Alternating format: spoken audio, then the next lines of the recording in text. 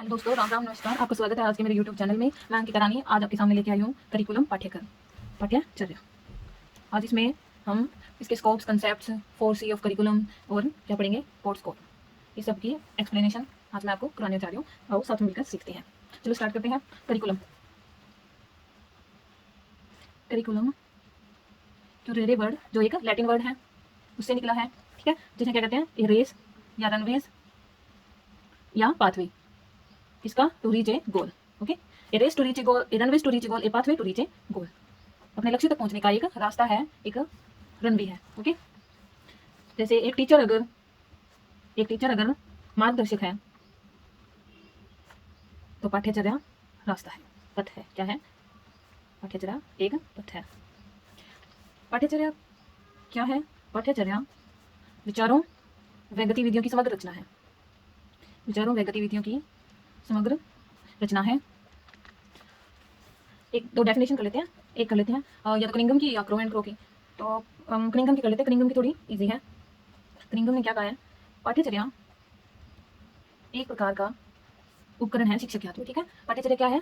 एक प्रकार का, एक प्रकार का उपकरण है किसके हाथ में? शिक्षक के हाथ में। ओके, जो उसके विद्यार्थियों के को स्कूल में, क्योंकि टीचर स्कूल में पढ़ाता है, कोई ट्यूशन पढ़ा रहा है वो अलग चीज़ होती है, लेकिन टीचर स्कूल में पढ़ाता है, उसके विचारों, स्कूल में उसके विचारों, लक्ष्यों व उद्देश्यों के अनुसार डालता है। डालता है। ये डेफिनेशन है, तो ये डेफिनेशन तो आपको ऐसे कैसे याद करनी पड़ेगी। ठीक है, पाठ्यचर्या क्या है? एक प्रकार का उपकरण है किसके? शिक्षक के हाथ में, जो क्या है, विद्यार्थियों को स्कूल में उसके विचारों, लक्ष्यों व उद्देश्यों के अनुसार ढालता है। करिकुलम के अकॉर्डिंग ये बच्चों को मतलब मॉडिफाई करता रहता है। टीचर एक ना आर्टिस्ट है। क्या है? एक कलाकार है और बच्चा उसका मटेरियल है। ठीक है, एक टीचर ही है जो बच्चे को चाहे कुछ भी बना सकता है। मतलब डॉक्टर है, कुछ लोगों तक पहुंच पाता है, कुछ लोगों की सेवा कर पाता है। इंजीनियर कुछ लोगों की सेवा कर पाता है। एक टीचर ही है जो पूरे समाज की सेवा करता है, क्योंकि ये सारे जो इंजीनियर, डॉक्टर सब क्या है, टीचर के पास से ही निकले होते हैं। कोई जरूरी नहीं है औपचारिक शिक्षा वाला ही टीचर होता है। एक माँ भी टीचर के रूप में काम कर सकती है, पिता भी टीचर के रूप में काम कर सकता है, समाज भी एक टीचर के रूप में काम कर सकता है। तो क्या है, एक टीचर ही सबसे बड़ी सेवा करता है। करिकुलम क्या है? इसका एक तो नैरो मीनिंग है और एक ब्रॉड मीनिंग है। नैरो मतलब संकीर्ण, जिसके विचार बंधे हुए हैं, और ब्रॉड मीनिंग जो बहुत व्यापक है। ठीक है, नैरो मीनिंग क्या है कि शिक्षा का नैरो मीनिंग क्या हो सकता है कि हम शिक्षा ग्रहण करेंगे ताकि नौकरी मिल जाए।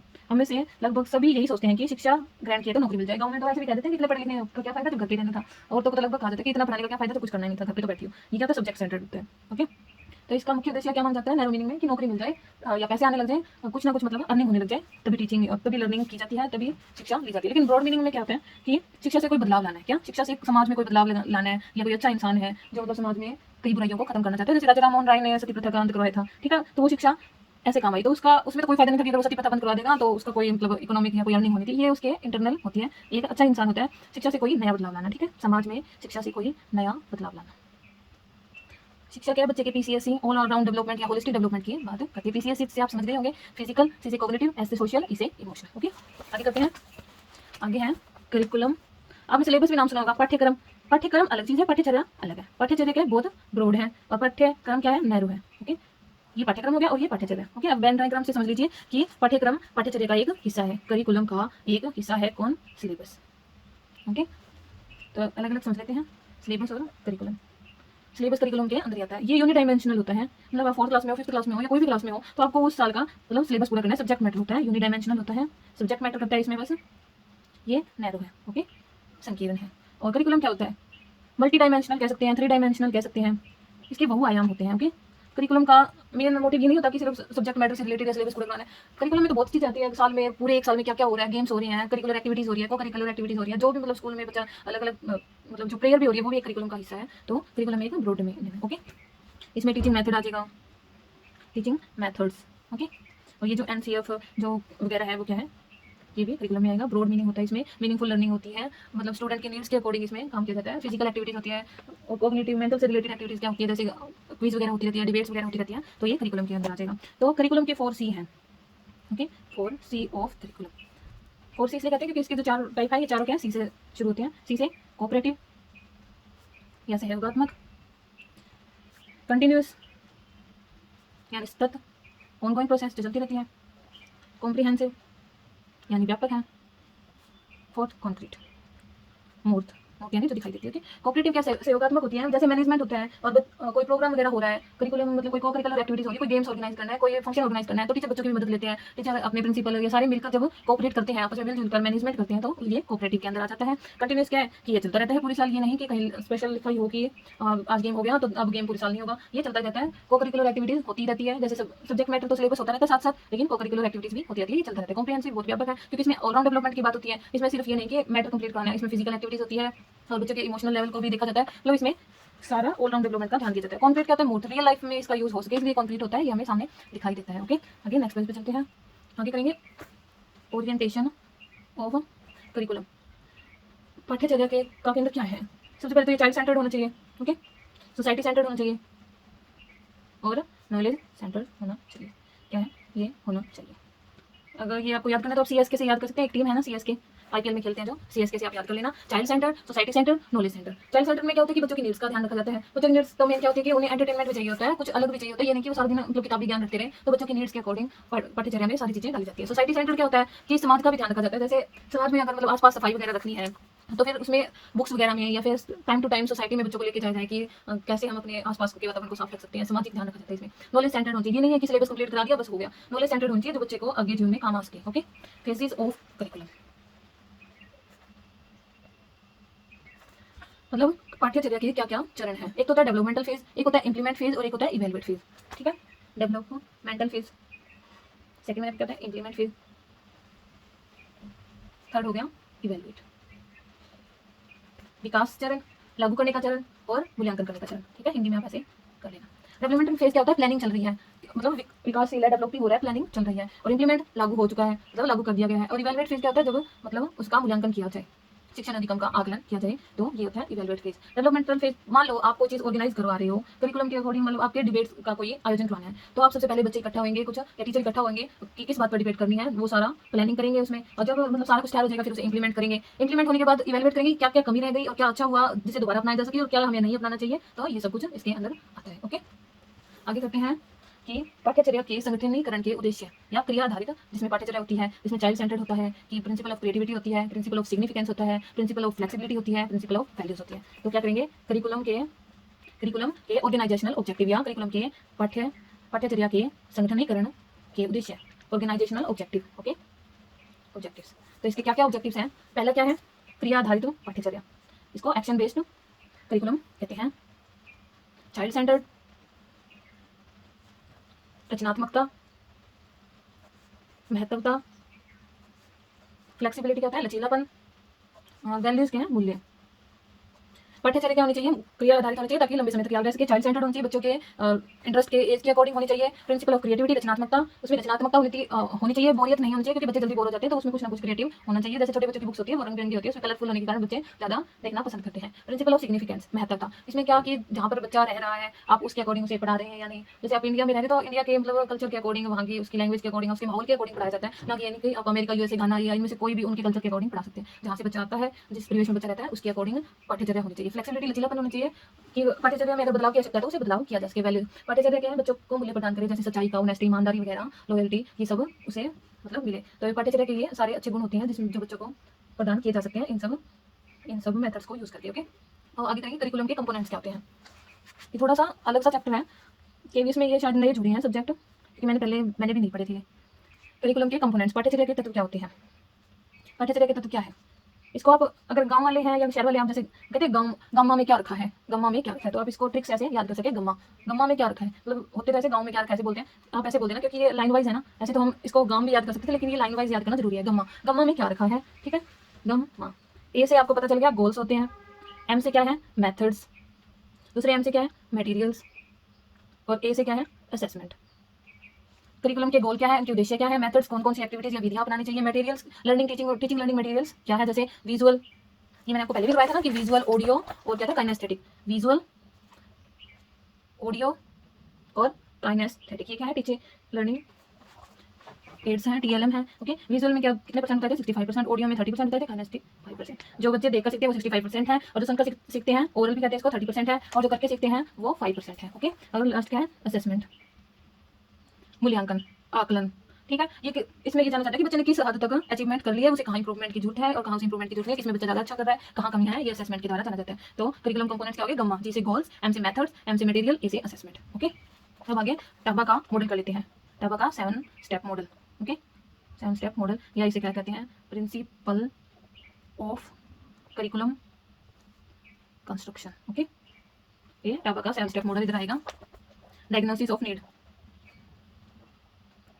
इसमें ये जाना जाता है कि बच्चे को पढ़ाने की क्या ही जरूरत है, क्या नीड है, उसकी क्या पढ़ाना चाहिए, ये पता लगाना बच्चे को क्या नीड है। अगर मतलब बच्चे को आप एडिशन कराना चाहती हैं, लेकिन उससे पहले उसकी क्या नीड है कि उसे गिनती सीखनी होगी, तो ये सब जरूरी होता है। फिर उद्देश्यों का निरूपण, फॉर्मुलेशन ऑफ ऑब्जेक्टिव, उद्देश्यों का निरूपण, किन उद्देश्यों के लिए उसे सिखाना चाहिए। जैसे अब उसे सिखा रहे हैं, जैसे हमने नीड्स को जान लिया कि पहले गिनती सिखाएंगे तभी उसे एडिशन आएगा, तो अब उद्देश्य का निरूपण क्या है, हमें उसे एडिशन सिखाना है, यही हमारे उद्देश्य की किन उद्देश्य के लिए सिखाना चाहिए, एडिशन आ जाए उसे इस उद्देश्य के लिए सिखाना चाहिए। थर्ड क्या है, सिलेक्शन ऑफ कंटेंट, तो हमें सामग्री का चयन करना पड़ेगा कि हम कहाँ से पढ़ना चाहते हैं। जैसे आप केवीएस की तैयारी कर रहे हो तो आप एनसीईआरटी को ज़्यादा फॉलो करोगे, तो कोई भी है मतलब कोई भी एग्जाम की तैयारी कर रहा है, एसएससी एग्जाम की तैयारी कर रहा है, तो वो एनसीईआरटी को ज़्यादा प्रेफर करता है। तो ऐसे क्या है, कौन सी बुक्स को आप प्रेफर करते हो, ये होता है selection of content. Okay, organisation of content, विषय वस्तु का क्या है, संगठन, सामग्री का संगठन, की जानकारी को कैसे व्यवस्थित किया जाए। जैसे अब आपको मैंने कहा कि एनसीईआरटी में से पढ़ना है, लेकिन ये तो है नहीं कि आप सारा कुछ ही पढ़ने लग जाओगे, उसको चैप्टर में बांटोगे, उसको यूनिट वगैरह में बांटोगे, टेक्स्ट बुक में इंटरनेट के थ्रू कुछ लिखोगे, अपने नोट्स बनाओगे, तो क्या हो जाएगा, सामग्री का संगठन हो जाएगा। ओके, फिफ्थ क्या है, सिलेक्शन लर्निंग एक्सपीरियंस, सीखने के अनुभवों का चयन, क्या है, सिलेक्शन ऑफ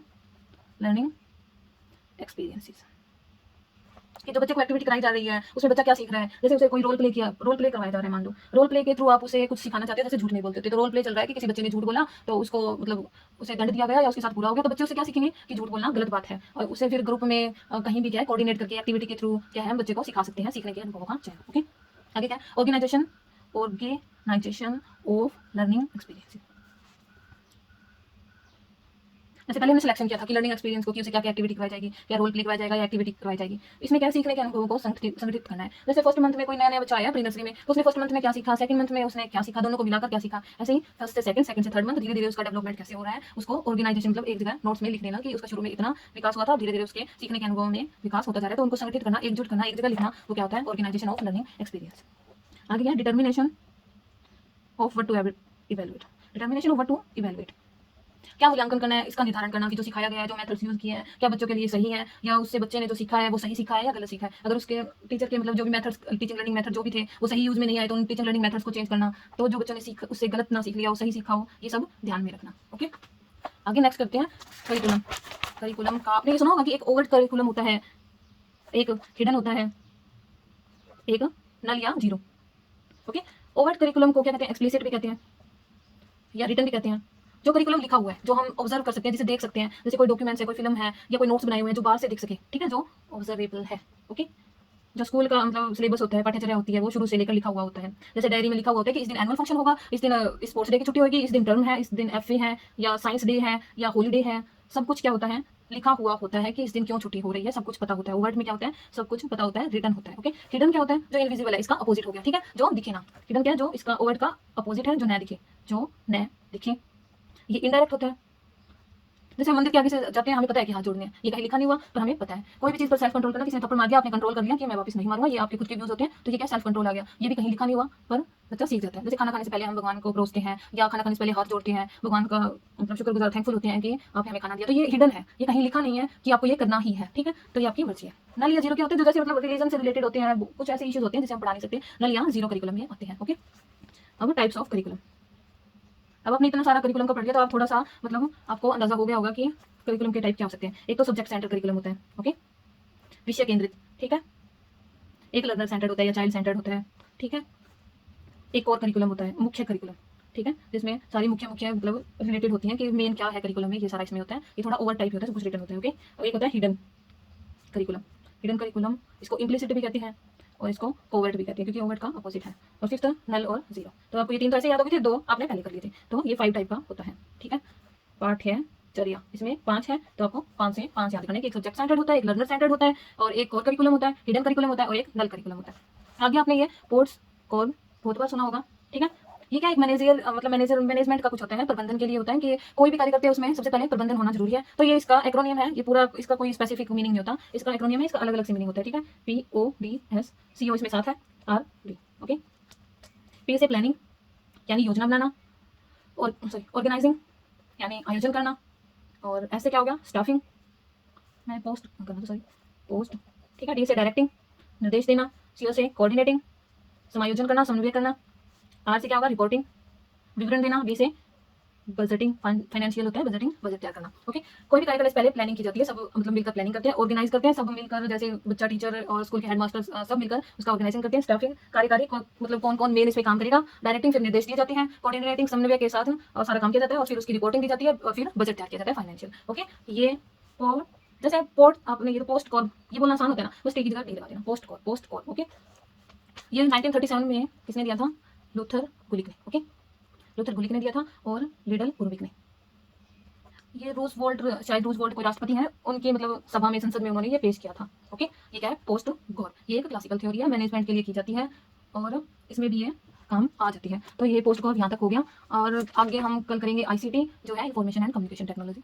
अब जो मैंने आपको ये जितना भी करवाया है, ये करिकुलम है, ठीक है। करिकुलम में हमने क्या क्या करवाया था, ओरिएंटेशन ऑफ करिकुलम, जैसे सीएसके का मैंने आपको बताया था। फिर फेजेस ऑफ करिकुलम थे, डेवलपमेंटल फेज था, इंप्लीमेंट फेज था, और इवेलुएट फेज था। फिर करिकुलम के ऑब्जेक्टिव क्या थे, action based, child centred, creativity, significance, flexibility और वैल्यूज। फिर करिकुलम के कंपोनेंट्स बताए थे मैंने आपको, क्या थे, गम्मा से याद करने को कहा था, जिसे गोल्स, एम से मेथड्स, एम से मटेरियल्स, ए से असेसमेंट। ओके, और इसके बाद टाबा का 7 स्टेप मॉडल था कि diagnosis of need, formulation of objective, selection of content, organisation of content, selection of learning experience. देखो, पहले डायग्नोसिस ऑफ नीड है, फिर सिलेक्शन ऑफ कंटेंट है, फिर ऑर्गेनाइजेशन, पहले सिलेक्शन है फिर ऑर्गेनाइजेशन है, फिर सिलेक्शन है फिर ऑर्गेनाइजेशन है। कोई भी चीज है, पहले उसका सिलेक्शन हो रहा है, फिर उसका ऑर्गेनाइजेशन हो रहा है, लास्ट में क्या, determination of what to evaluate. अब आपको ये रटना नहीं है, क्योंकि उसमें 4 ऑप्शन होते हैं, तो उसमें से एक करना होता है, थोड़ा आपको ध्यान में अपने आप रहेगा। एक बार आप गो थ्रू हो जाएंगे, एक बार रिवीजन कर लेंगे, तो आपको बिल्कुल अच्छे से आ जाएगा। ओवर का मैंने आपको बताया कि ये क्या होता है, रिटर्न होता है, जो लिखा हुआ होता है, जैसे स्कूल में कब छुट्टियां होंगी, कब टर्म होंगे, कब आपका सेमेस्टर सिस्टम होगा, किस दिन छुट्टी है, क्यों है, साइंस डे कब है, या फिर एनुअल फंक्शन वगैरह सब कुछ लिखा हुआ होता है। जैसे आपकी डायरी में लिखा होता है कि इस टाइम प्रेयर होगी, इस टाइम ये होगा।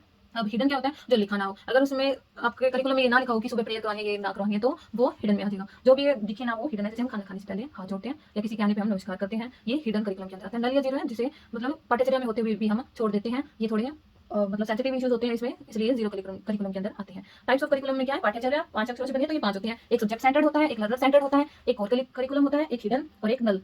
लास्ट में क्या है, पोस्ट कॉल। पोस्ट कॉल किसने दिया था, लूथर गुलिक और लिडल उर्विक ने 1937 में। पी से इसमें प्लानिंग है, ओ से ऑर्गेनाइजिंग है, डी एस से स्टाफिंग है, डी से डायरेक्टिंग है, को से कोऑर्डिनेशन, आर से रिपोर्टिंग और बी से बजटिंग। ये मैंने नॉर्मल स्पीड में अपने रिकॉर्ड किया, लेकिन आपको मैं दोगुना की स्पीड पे ऐसे अपलोड कर देते ताकि थोड़ा जल्दी हो जाए, टाइम बचे। अगर आपको आज की क्लास पसंद आई हो तो please like share and subscribe कर लेना, और प्लीज़ मेरे को एक बार सपोर्ट करके देखो। अगर आपको नहीं पसंद आए तो फिर अनफॉलो कर देना, एक बार ट्राई तो करके देखो, और कोई गलती हो तो माफ़ कर देना। और अगर मेरे से भी अगर इसमें कुछ मैंने गलत बताया तो प्लीज़ आप कमेंट करके मुझे बता दीजिए। और तब तक कल तक आप हम कुछ और करेंगे आईसीटी। तब तक खुश रहिए, आबाद रहिए।